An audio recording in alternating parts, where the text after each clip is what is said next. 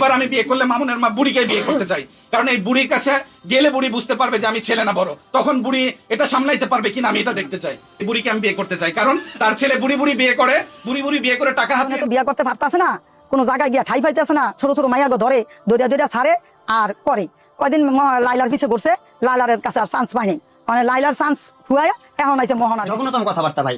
ও আমার আম্মুকে বিয়ে করতেছে, এটা কোন ধরনের কথা? ও ওর মতো একটা হিজড়া আমার মাকে কেন বিয়ে করতে যাবে? আমার বাবা মার জীবনের যেমনই হোক যাই হোক, দেখেন স্টিল আমার বাবা আছে, আমার মা আছে, ওনার একসাথে। আসসালামু আলাইকুম, স্বাগতম আজকের আরও একটি নতুন ভিডিওতে। দর্শক, আশা করি সবাই ভালো আছেন। মামুন মোহনা ইস্যু নিয়ে আপনারা সবাই অবগত। আর এই মামুন মোহনার ইস্যুর মাঝখানে ঢুকেছে লিখন নামে এই আদাবেডা। মামুনের মায়ের একটি প্রেস কনফারেন্সে এই আদাবেডাকে হিজলা বলায় মামুনের মাকে বিয়ের প্রস্তাব দিলেন হিজলা নাকি পুরুষ প্রমাণ করার জন্য।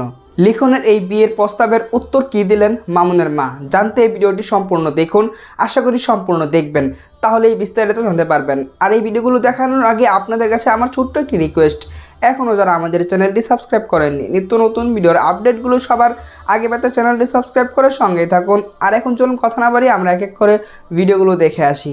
এবার আমি বিয়ে করলে মামুনের মা বুড়িকে বিয়ে করতে চাই, কারণ এই বুড়ির কাছে গেলে বুড়ি বুঝতে পারবে যে আমি ছেলে না বড়, তখন বুড়ি এটা সামলাইতে পারবে কিনা আমি এটা দেখতে চাই। এই বুড়িকে আমি বিয়ে করতে চাই, কারণ তার ছেলে বুড়ি বুড়ি বিয়ে করে টাকা হাতিয়ে নেয়। বুড়ি যেহেতু বাংলাদেশের অনেক বড় একজন সেলিব্রিটি, এই মামুনের মা বুড়িকে আমি বিয়ে করার প্রস্তাব দিচ্ছি, কারণ এই বুড়ি নিশ্চয়ই আমার কাছে এসছে।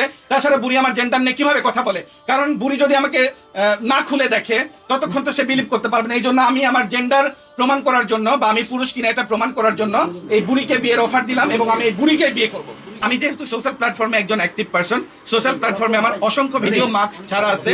ইটস নট লাইক যে আমি একদম মাস্ক ছাড়া কখনোই আসি নাই ক্যামেরার সামনে। এবং সে শুধু আমার এটা নিয়েই বলে নাই, সে এটাও বলেছে যে মাস্ক খোলা অবস্থায় আমাকে দেখলে মানুষ থুতু দিবে, এর কারণে আমি মাস্ক পরে থাকি। আমি তো একটু আগেও মাস্ক ছাড়া ছিলাম। আপনারা তো আমাকে কেউ থুতু দেন নাই, বরং আমাকে আপনাদের জার্নালিস্টের মধ্যে কয়েকজন আমাকে বলেছে, আরে লিখন এত সুন্দর দেখতে, তারপরে সে কেন মাস্ক পরে আছে। এটা আমি আমার প্যাশন হিসেবে বা ভাইবস হিসেবে নিয়েছি। এটা নিয়ে আননেসেসারি বা ইলজিক্যাল টপিকস দাঁড় করিয়ে সেখান থেকে সে কখনোই রেহাই পাবে না, এবং আমি এটার প্রতিবাদ করেই যাব। কিন্তু মামুনের মার জন্য আমার এতদিনের ক্যারি করা একটা, ঢাকা মেডিকেলের সামনে মাস্ক খুলে ভিডিও করেছি, সেই ভিডিওগুলো আছে অনেক জায়গায় আছে। অনেক আননেসেসারি টপিক ভাইয়া। আমি মানে আপনারা এটার জন্য কি করতে পারবেন এগুলা নিয়ে কথা বলাটাই বেটার। উনি কেন মাস্ক খুলে না, উনি কেন একটা মানুষের স্ট্রাকচার আল্লাহ তাআলা ক্রিয়েট করেন। সো আল্লাহ তাআলা, আমি আমার আপনাদের সাংবাদিকদের মধ্যেও তো অনেকের প্রাইভেট পার্ট বড় বড় দেখতে পাচ্ছি, আমার সামনে আছে। হ্যাঁ, অনেক ছেলের যে চেস্ট বা চেস্ট বলেন আপনারা, এটা তো আপনাদের সাংবাদিকের আমি কয়েকজনের দেখতেছি আমার চেয়ে বড় বড়। যদি তারা খালি গা হয়, তাহলে সাংবাদিকদের যদি বড় থাকে, এর চেয়ে বড় তো ওই বুড়ির। এই জন্য ওই বুড়ি যে শরীয়তপুরে যে লাইভ করে বলছে যে উনি তো ছেলেদেরটা খুলে দেখে, আর বুড়ি যে আমাকে থার্ড জেন্ডার বলছে। আমি বাংলাদেশ সোশ্যাল মিডিয়াতে বলতে চাই, বুড়ি হচ্ছে প্রিন্স মামুনের মা। এই বুড়ি যেহেতু আমার জেন্ডার নিয়ে কথা বলছে, তাইলে ওনার ছেলে যেহেতু আপনারা বলছেন সুগার মাম্মি, বা আমিও দেখেছি সে বুড়ি মেয়েদেরকে টার্গেট করে, ওনার ছেলেকে দিয়ে আমি শিক্ষা নিলাম যে আমার যেহেতু ডিভোর্স হয়েছে, আমার একটা বাচ্চা আছে, ফ্রেন্ডশিপ করতে এজ ডাজন্ট ম্যাটার। যার সাথে যার মেন্টাল সেটআপ যাবে, যার সাথে যার বন্ডিং যাবে, যার সাথে যার মিল থাকবে, সেই বন্ধু হতে পারে। হি ক্যান বি ফ্রেন্ড, এখানে কোনো এজ ডাজন্ট ম্যাটার। সে যদি 16 বছরের একটা ছেলে হয়ে ওই 50 বছরের লাইলাকে বিয়ে করে 4 বছর সংসার করতে পারে, তাহলে তার সাথে আমার ফ্রেন্ডশিপ হতেই পারে। আমি লাইলার চেয়ে অনেক ছোট। চুল বড় হলে যদি মেয়ে হইতো, তাহলে তো আমি বলেই দিলাম যে ইউনিভার্সিটির প্রত্যেকটা ডিপার্টমেন্টের ছেলে পেলে বা যারা মানে ব্যান্ড শিল্পী, প্রত্যেকেই তো তাইলে মেয়ে হইতো আপনাদের ভাষায়। ভাইয়া উনি এই মুহূর্তে আমার মেন্টাল সাপোর্টটা অনেক বেশি দরকার। আমাকে কিন্তু কেউই মেন্টাল সাপোর্ট দিতে আসতেছে না এই মুহূর্তে। উনি যে আমাকে মেন্টাল সাপোর্টটা দিচ্ছে, এটাই তো আমার জন্য অনেক ইম্পর্টেন্ট। আর ভাই হিসেবে, হ্যাঁ, আর আইনি সহযোগিতা তো আমি নিচ্ছি। উনি আমাকে মেন্টাল সাপোর্ট দিচ্ছে অনেক ভাই এই সিচুয়েশনে, এটাই আমার জন্য ইম্পর্টেন্ট, আর কিছু না। ওনার সাথে আমার কোনো স্বার্থ নাই, আমার সাথে ওনার কোনো স্বার্থ নাই, এমন না। এটা আমি ক্লিয়ার করছি, মেন্টাল সাপোর্টটা আমি যে শুধু তাকে দিচ্ছি তা না, তার বাবা মেডিকেলে ভর্তি ছিল। আমি যেটা প্রথম গন্ডগোলের দিন, লিখনে তো বিয়ে করতে পারতাছে না, কোনো জায়গায় গিয়া ঠাই পাইতেছে না, ছোট ছোট মাইয়াগো ধরে দৌড়া ছাড়ে আর করে। কয়দিন লাইলার পিছে করছে, লাইলার কাছে আর চান্স পায়নি, মানে লাইলার চান্স হুয়ায় এখন আইছে মোহনার পিছে। মোহনায় তোমার চান্স দিও না, এটা মনের জায়গা দিও। মোহনায় কিন্তু খুবই ভালো মেয়ে, খুব ভালো মেয়ে, অয়ও তোরে চান্স দিত না। তুই খালি মনে করছিস কি মোহনায় তোরে চান্স দিব, ওগুলো তো ভয়তে। কোনো মেয়ে একটু যদি সমস্যা পড়ে, এর সুযোগে সদ্ব্যবহার করে, তার লাগে গিয়া মিশা কিভাবে ঝগড়া বেজাইতে পারবো তাই করে। কিন্তু মোহনার চোখে মুখে দেখছ তোমরা সবাই, মোহনা কিন্তু এগুলা নিজেতে বলে নেই। ও কিন্তু সবসময় এদিকে তাকাইতেছে তাকায় তাকায় কথা বলতেছে, সবাই ইশারায় বইলা দিতেছে, ওগুলো বলতে আছে। আর লিখন ওরে ফাঁচা করিয়া ধরছে, ধরিয়া কানে কানে কিন্তু কথাগুলো বইলা দিতেছে, ওগুলোই কিন্তু মোহনায় বলতে আছে। মোহনায় আমার ছেলের বউ কখনো আমি বিশ্বাস করি না যে আমার নামে বদনামটা বলবে, কেন আমি ওর বদনামের কোনো কাজ করিনি। ওরে আমার মেয়ের জায়গায় বসাইছি, ওরে আমি খুব ভালোবাসি, আমার একটা ছেলে দিয়ে আমি একটা মেয়ে পাইছি, এগুলো আমার মেয়ে, এগুলো আমার ছেলের বউ না। ছেলের বউ যদি ভাবতে যায় তো এগুলো কিন্তু দেখতে খারাপ দেখা যায়। আমি ওরে মেয়ের জায়গায় বসাইছি। তবে মোহনা যেগুলো বলছে এগুলো সব লিখনের ভাষা, লিখনের কথা।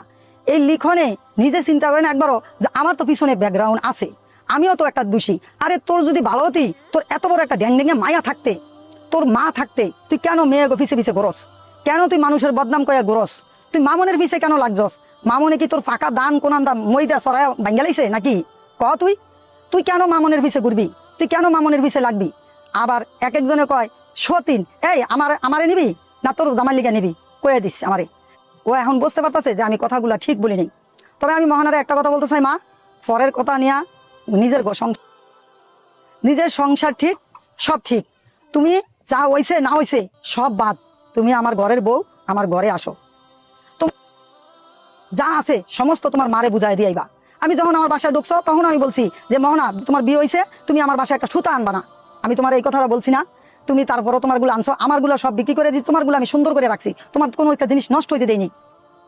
এখনো আমি বলতেছি, তুমি যখন আমার বাসায় আসবা, তোমার যত কিছু আছে সব তোমার মার কাছে দিয়েইবা, তোমার ব্যাংক ব্যালেন্স যা আছে সব মার কাছে দিয়েইবা।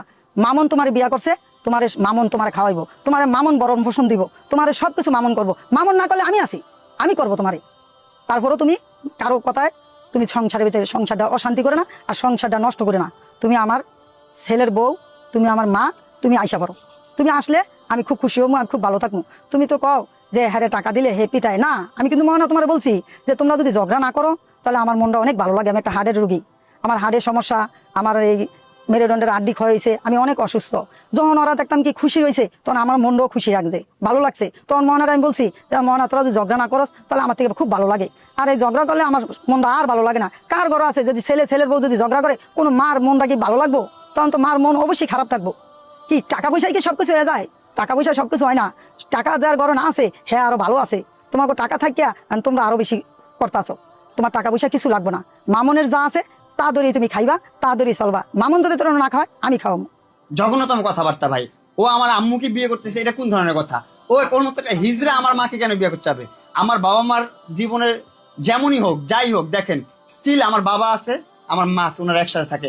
সারাদিন ঝগাঝাটি হয়, সারাদিন মারামারি করে, সারাদিন যাই করে, একসাথে থাকে আমার বাবা মা একসাথে থাকে। আবার ঘুম থেকে উঠে আবার ঝগড়া করে, আবার একসাথে ঘুমায়। সেইগুলা দেখে আর কিছু বলার নাই, সম্পর্কই নাই। এই হিজড়াকে আমি চিনি না, হিজড়ার সাথে আমার কি সম্পর্ক থাকে? আমি কি সমকামী? ও হইলো হিজড়া, ওর সাথে আমার কি সম্পর্ক থাকে? এক ডাইরেক্ট হিজড়া। ও এসে বলে ও নাকি পদ্মাশীল পুরুষ। এটা কোনো মানুষের, এটা কোনো মুসলমান পুরুষের কথা হইতে পারে? এটা কোনো মানে ইথিক্সে আপনারা কিভাবে আপনারা এগুলো দেখেন, কিভাবে অ্যাকসেপ্ট করেন না, আমি এটাই বুঝি না। এই সমস্ত মানুষ সমাজে কিভাবে ঘোরাফেরা করে, আমি সেটাই বুঝি দর্শক, না। আশা করি ভিডিওগুলো সম্পূর্ণ দেখেছেন। এই ভিডিও সম্পর্কে যদি আপনার কোনো মতামত থাকে তাহলে অবশ্যই কমেন্ট করে জানাবেন। ভিডিওগুলো ভালো লাগলে অবশ্যই লাইক করবেন। দেখা হচ্ছে পরবর্তী কোনো ভিডিওতে। সেই পর্যন্ত সবাই ভালো থাকবেন, সুস্থ থাকবেন। আল্লাহ হাফেজ।